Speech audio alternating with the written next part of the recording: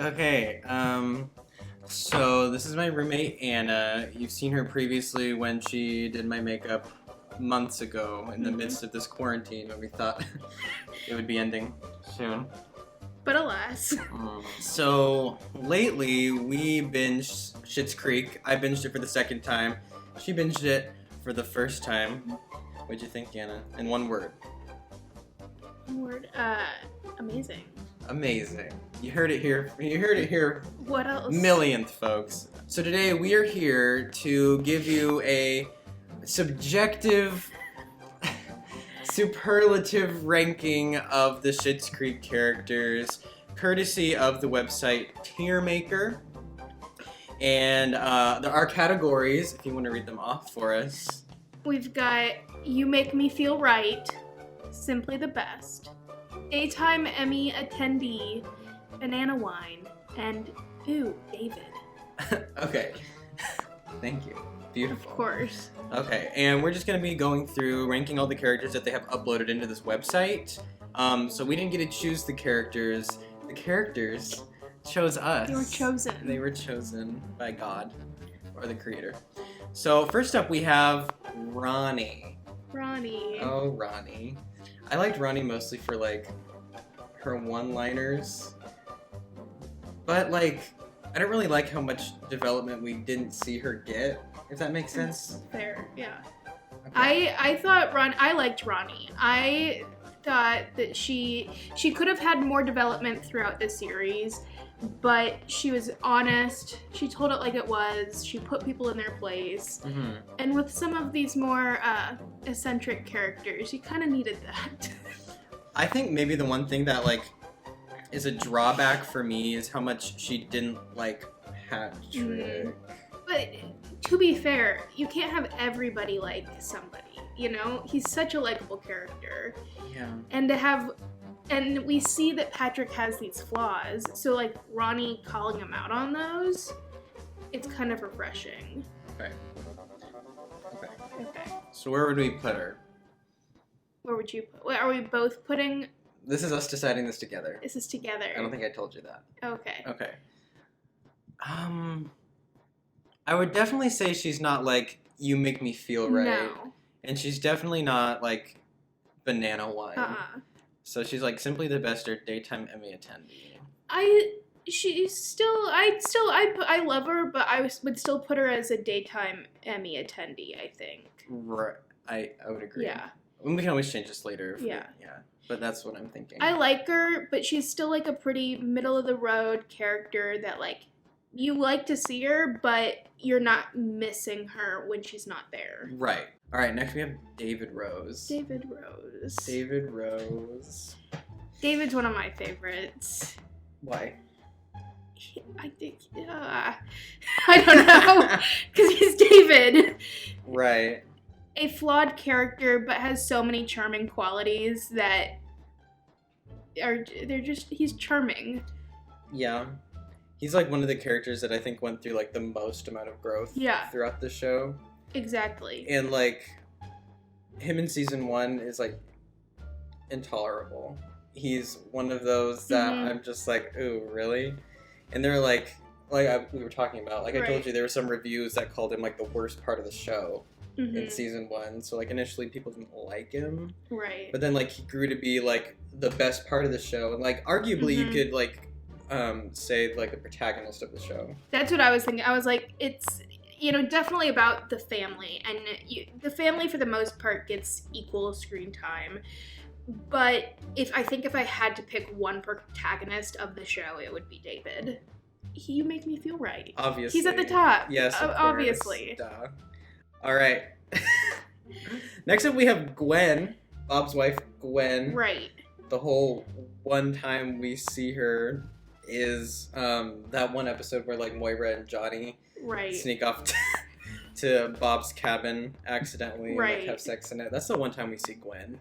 And other than that, we just hear her kind of like in passing, but almost making like Bob's life miserable. Yeah. Sometimes knowingly, sometimes unknowingly. Right. She was not good for anybody. She was Passerby. We're gonna put her in ew, David. Yes. Okay. Sorry, Gwen. Clearly. All right. Johnny Rose. Okay. Admittedly, I'll say Johnny's probably like my least favorite member of the family. I know you don't think the same. I know, I don't think the same, but I don't know. He reminds me a lot of your dad. Not so much like my dad. My dad is not like a Johnny Rose. My dad's more like a Roland. The Johnny Rose, I can see it with my dad. He likes to talk to people. He knows how to put on a face when he needs to talk to people, but he's gonna sit you down and teach you how to do something and like explain it in the most dad way possible. Or he won't know how to like deal with technology. Yeah. He's out of the family. I think he's the one that like changes the least. Right. He maintains his like let's go persona like throughout the whole thing. He hardly ever gets nasty. I think he changes the least, but I think he accomplishes some of the most. Mm-hmm. Like he really builds himself up, and I mentioned this before. Is I don't think that he out of the family that out of the four of them, he wasn't the one that needed to change the most as some of the other ones needed to change. Right, like especially in that Christmas episode that we see, he just like wanted his family to be together, but like none of them wanted to be together. He's like the bedrock of the family that like pretty much stays consistent. Mm-hmm. Well, what are your thoughts? Where would you put him? Because I feel like we're just gonna have to compromise on it. I don't know. I would put him as like the god tier. You make me feel right. Right. But like, I don't know. Since we don't see as much growth from him, I'm really split on like Simply the Best. Okay, so yeah, I don't know, because like if we're comparing Johnny to David, then I'm like, no, David's above Johnny. So like I'm hesitant to put them on the same tier, but I also love Johnny. He's like he's maybe like my third or fourth favorite character in the whole series. And so I don't want to put him with Simply the Best, but also he's not quite up there. So we can put him Simply the Best. Simply the Best. We'll maybe reevaluate. We'll think about that when other people are in the categories. All right. Stevie is next. Stevie's a great character. What? What's that look? Okay. My thoughts on Stevie, yes, she goes through like a lot of growth, but like sometimes I don't think she gets like the funniest stuff to say. I think most of her plot lines are not about like just her doing stuff. It's more about like her reacting to the family doing stuff. Right. Like until I guess the last season when she goes and applies for like Larry Air or like does cabaret, but even that's like she's like basically bullied into it by Moira. Right. But I mean like all the townspeople or the people that are, from there are reacting to these, this whirlwind of a family that has come in and like how this family has changed them or is changing the town. I like Stevie. I wouldn't put her as at the top by any means. That's not what I mean by great. But like I still like her as a character. I like the scenes that we had with her. Yeah, like the chemistry that she and David have is like it's different from him and Patrick, and different from him and Alexis. They have like a very special like brand of communication that I think is so funny.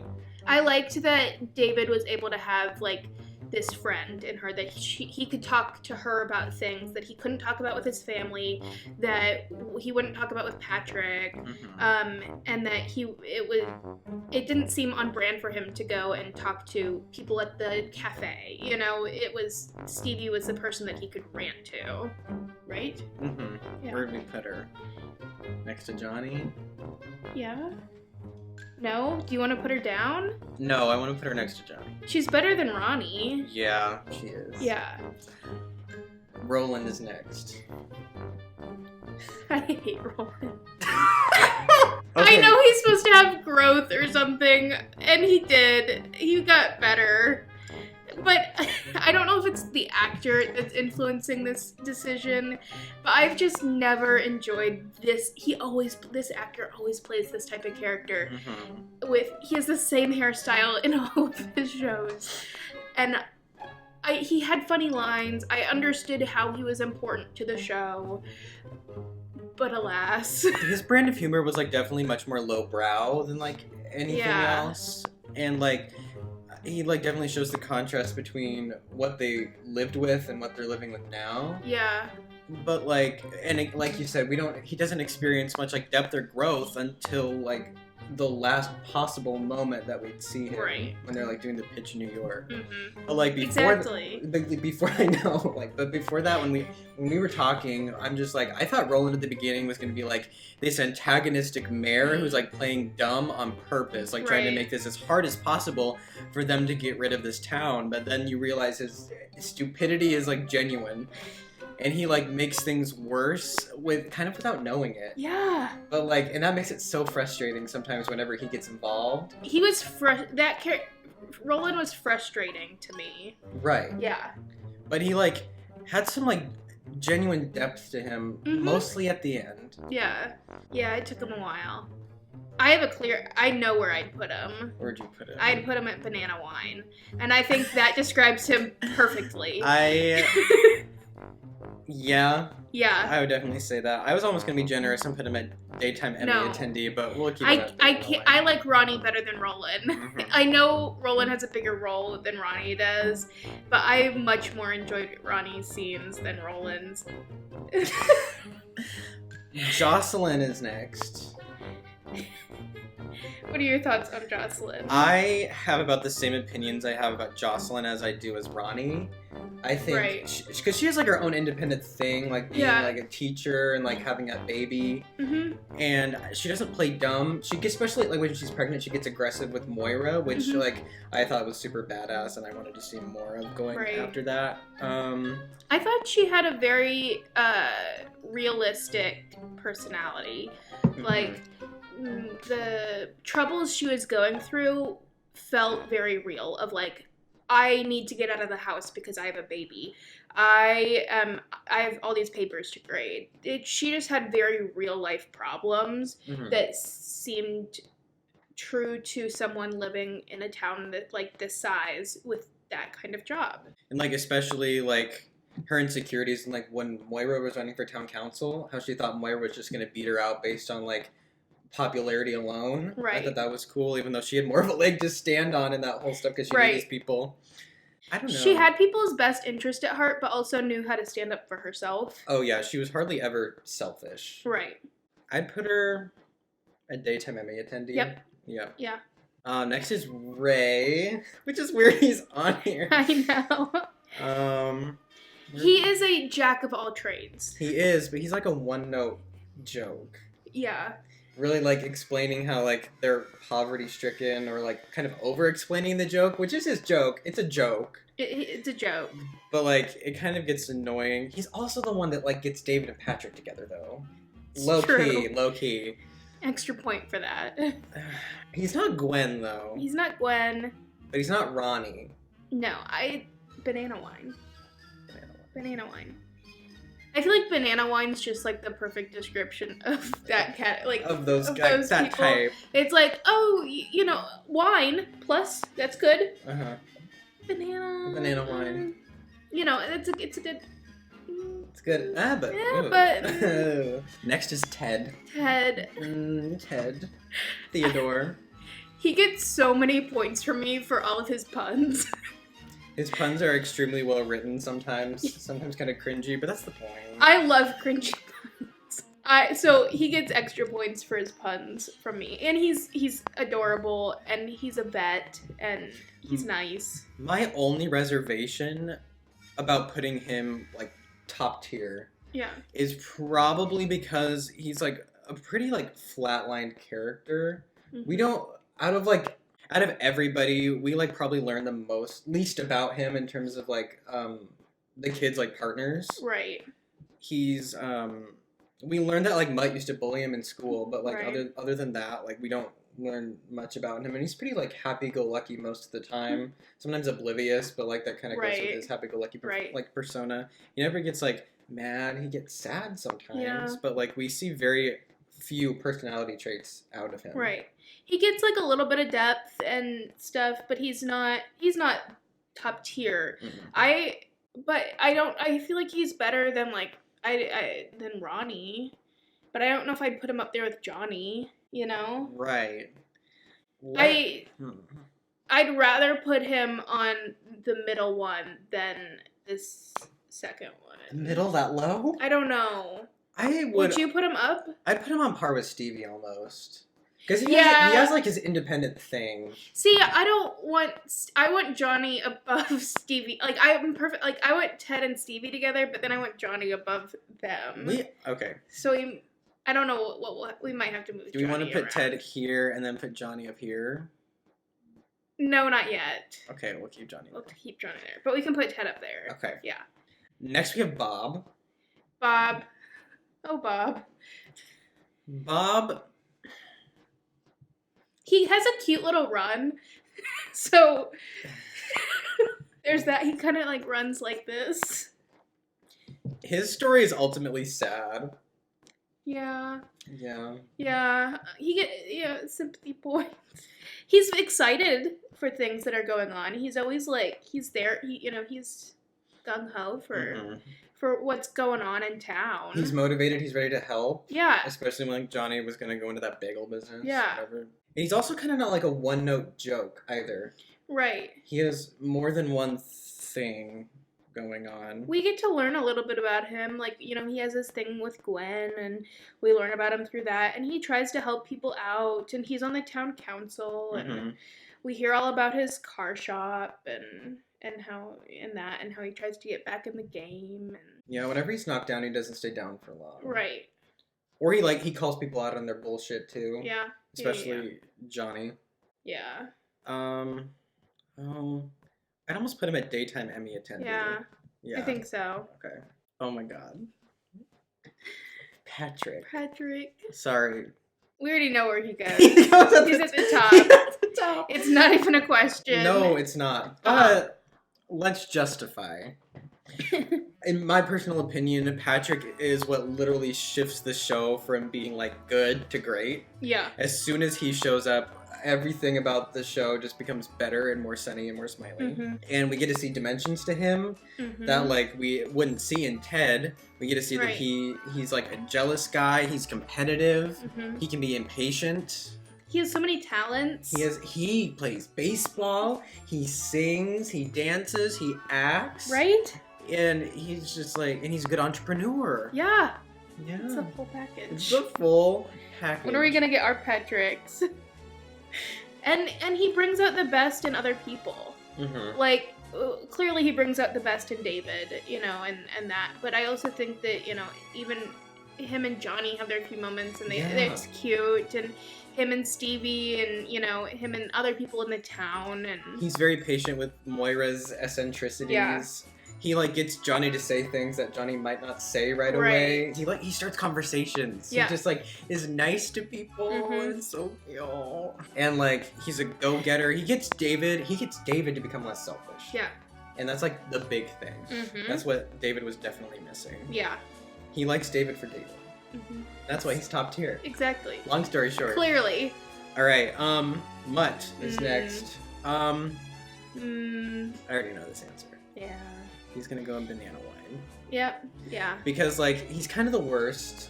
Right. Especially when it comes back later in the show and tries to he doesn't try to do this, but you think he's gonna bring Alexis back down from all the growth that she's made, but she's just no.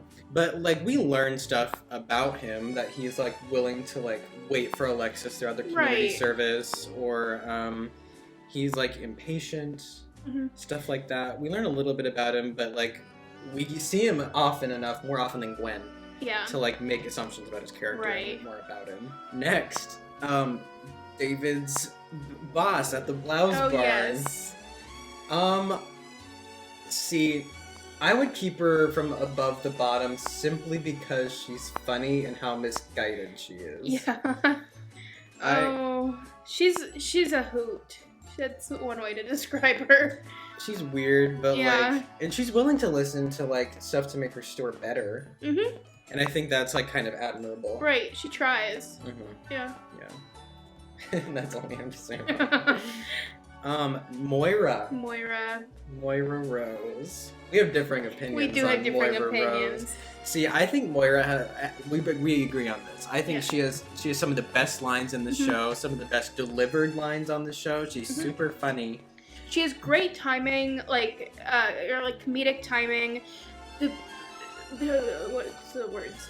The writer. Oh, the writers that wrote her lines, superb. Like, they have some of the best descriptions and the best selected words that in the entire show for a character. But I cannot get over her accent. The way that she talks, it is just, it took me out of it every time. I thought I would get used to it or enjoy it eventually. I learned to love it. I did not. And then I ask Anna what she does with all this pettifogging. See, I love her accent. I think, like, it shows, like, genuine, like, character work from Catherine O'Hara's point of view. And, like, I was never annoyed by it. I thought it was super funny, especially when she would, like, start yelling. I thought that was super funny. I liked her outbursts. Like, she had her moments, and sometimes it was mellow enough that, like, I, could tone it out. But sometimes it was just a little much. Just a little much. Like there's a point of, like, having this character choice and having this accent, but then, like, just going totally overboard with it, which I will say Moira is the type of character that would go overboard with something. I think she's also the family member that changes next to least, but also the latest. We get, like, a glimpse of her in season 1 when she makes that commercial for Herbert Linger about how she's, like, feeling kind of like, oh, I can't do this acting thing anymore. But then, like, it really hits her in season 5 when she makes the Crows movie. Right. And how, like, that kind of changes her whole perspective on show business. And when I watched the show for the first time, and coincidentally when Anna watched it too, we thought that she was going to, like, start this career as a director. And that would have been, like, an interesting place, like, figuring out her worth behind the camera. So she's not, like, in the spotlight all the time. But still has an important role and is still, like, a larger-than-life role. It just happens to be behind the camera. Right, which would have been, like, a very humbling move for her character. But that didn't happen. But she ended up just being in the same position she was before. Yeah, that was the issue that I had with the ending, is that out of the four family members, they all had their, the 3 other ones. They had growth, or advancement in their field, or figuring out who they were, or accepting something new. What they needed. Instead of what they wanted. Right. And then there's Moira, who, she changes a little bit in terms of she's not as selfish. She, accepts people better. But she goes right back to the show that she used to be on a reboot of a TV show. I feel like Moira's better than a TV show reboot.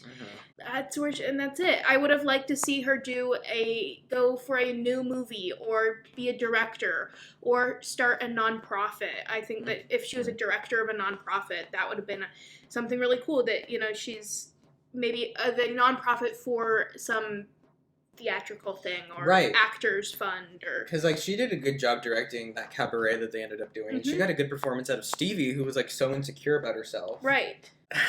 I know where she goes, but I have a feeling we don't agree. Do you want to put her at the top? I do. And I want to. She's not, for me, she's not above Johnny. So I feel like we have to put her on Simply the Best. Okay. I feel like this is going to eat him apart. It is. Okay. But she's also, I don't know if I'd probably put her on I don't know if I'd put her on the same tier as Ted. Like, that just doesn't feel right. But she's above Ted, I think. She's above Ted. But for the sake of this. Right. Alexis. Oh, Alexis. I have a place for Alexis, but let's talk it out first. When I first started watching with Alexis, I was just, no, I couldn't do her. She was too much, and she was selfish, and she didn't hit with me, and it took a little bit of warming up.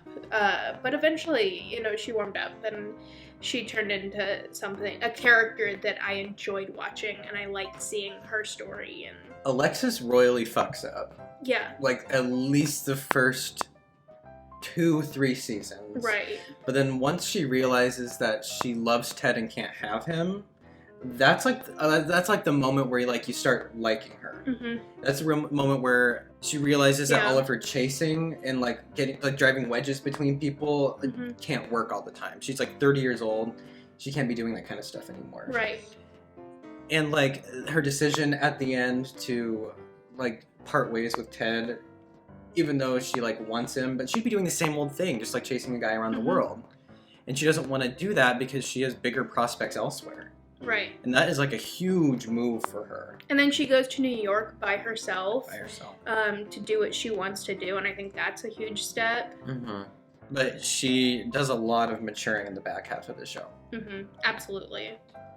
And I think for that reason, I would put her up here. Sure. See... Hold on. Okay. I'll put her back down. I feel like we need a 6th category.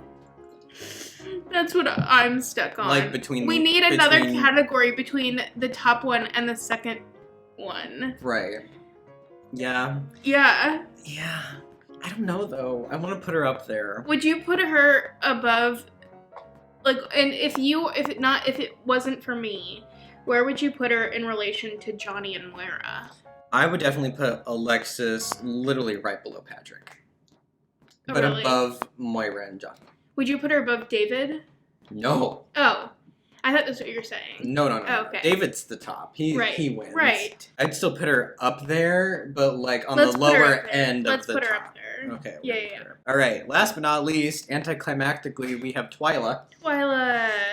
Twyla's one of the constants in the show that I don't know. She's one of those people that Alexis forms a genuine interest and bond with in the show. I felt like it wasn't until maybe season 5 and 6 that her and Alexis really started to get to have conversations and embraced each other's opinions and whatnot. Yeah. Because I remember saying, I don't remember if it was season 3, maybe it was season 3, but I was like, Alexis needs a friend. Alexis needs a Stevie as, compared to David. Mm-hmm. And she just doesn't have someone like that. Roland had, Johnny had Roland, kind of, and then Moira had the Jazzy Gals, and Alexis kind of had Ted, but kind of not. But that's so different. It's different. Everyone had their friends, their person that they could go to just rant about something or chat about something, and then Alexis really didn't have anybody, and so then I liked that she kind of got that in Twyla eventually. Mm-hmm. Also the fact that Twyla was sitting on a buttload of money. Yeah. Who knew? Millions. Millions! And just the fact that she's been able to live her life without that money changing her life is just says leaps and bounds about her character. Right. And she even talked about how her mom, it changed her mom, when she got, what was it, snowmobiles. And so, she's seen what money can do and doesn't want that. Mm-hmm. Yeah. And even when Alexis encourages her to do something for herself, she buys the cafe for goodwill of the people who will frequent it. Mm-hmm. And even then she gives money to Alexis instead of buying stuff for herself. Mm-hmm. And she's just so selfless and so nice. She's so nice. The one thing that I will say is sometimes I thought she was too nice. Yeah. I can't find too many faults in her. Which is a good thing, but also I wish, with Patrick, he's amazing, but he also has these little flaws and things. I would say Twyla's number one fault, if she were to have one, is how naive she is. That's fair. She's so nice. She's naive. It's nice to a fault. Mm-hmm. Yeah. She doesn't quite know when to say no either. Mm-hmm. Mm-hmm. Or she can be easily taken advantage of. Yeah. Yeah. I also think about how many late nights she spent at the cafe doing one-on-one dinners for people. Mm-hmm. Or her carrying heavy plates while like one of the Rose family like talks to her, and she Right. doesn't say anything about it until it's like too late, and she's like hurting herself. Right. She's definitely not a daytime Emmy attendee. Not? I don't think so. You think she's below? I think she's Or above. But like she's not like simply the best though. No, I think she's a clear daytime Emmy attendee. Okay. All right. Maybe I'm being harsh. No, I don't think so. I think Okay. that's a fair Okay. assessment. But she's like on the upper end. Right, she's at the upper end of them. Yeah, she'd be like bridging the gap between like Ted and herself. Right. Yeah. Do we want to put them in order now, like from top to bottom? Sure. Okay. Okay, so David's at the top. Right. He's number 1. Number 1. Number 2, Patrick. Number Yep. 3, Alexis. Number 4. I want to say Johnny. That's fine. Moira. I suppose. And then Stevie, then Ted? Yeah. Okay. I might put Stevie out of Moira, but, besides that. Oh my god. I've never been so offended. I also think I might put, if I was doing it, like, I'm compromising, because that's what I do. Okay. But I would put Johnny ahead of Alexis. Would you really? I would. I love Johnny. He's such a dad. I know. But I'm gonna compromise. Okay, thank you. And agree that Alexis can go ahead of Johnny. He's honorary god tier. Right. Okay. All right. For the daytime Emmy attendees, we're gonna put Twyla right there. No, move. We'll have to switch them. There we go. And then who next? Then Ronnie. Ronnie, then Jocelyn, then Bob. Yep. Okay. And then we have that one pretty much solid. I think that one's solid. Roland. Ray, Mutt, Right. His boss. The boss, yeah. I forget her name. What's her name again? I don't remember. And then Gwen. Gwen. Yeah, she's clearly at the bottom. Yeah, I don't even know why she's on this fucking I know. We had to have something for the last category. You had to have somebody for you. That's why. Exactly. Yeah. Okay. Well, are we happy with that? We're happy with that. Okay. All right. That actually divulged into a longer discussion than I thought it was going to. I didn't realize that like it'd be easy, but it was also like hard. To what? Oh, to put people in different categories. To put people in order because like you watch Right. it and you're just like, I don't know, I like them all. Mm-hmm. There's not like one character that I like hate. No. No, there are just some people that I like better than others, but nobody Right. that I loathe. Nobody that I loathe. Everybody, except Gwen, has their like redeeming moments Mhm. throughout the show. Yeah. And I struggle. I am hesitant to put Roland on banana wine, but I do think it just is right there. Mhm. It could be on the daytime Emmy attendee, but it's just right there. If it made less plots worse. Yeah. Yes. Yeah. Okay. So I think we're gonna lock that in. Lock it in. Okay. Thank you. There's no segue out of this. Thank you for watching this video. If you liked this content, please like and subscribe down below. It'd be cool to see you again. Like, really cool. Okay, and this is Dustin signing off, but only for now. That's my tagline.